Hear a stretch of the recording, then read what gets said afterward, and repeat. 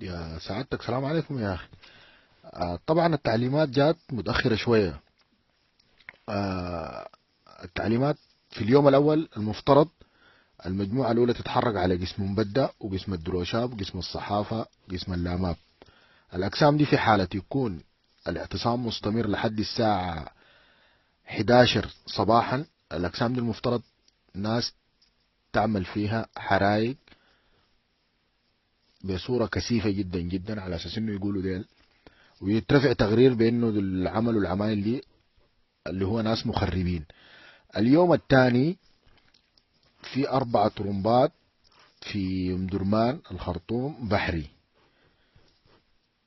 دي برضو المفترض تتحرق لأنه قيمتها كلها مدفوعة كاملة لأصحابها مع اتفاق كامل، والورق موجود حاليا في مكتب العميد، وقع عليه ووافق.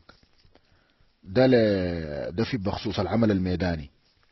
فأما واصله في مسألة المتابعة والمراقبة بصورة دقيقة لحد ما نوافيكم بتقرير اليوم التالي.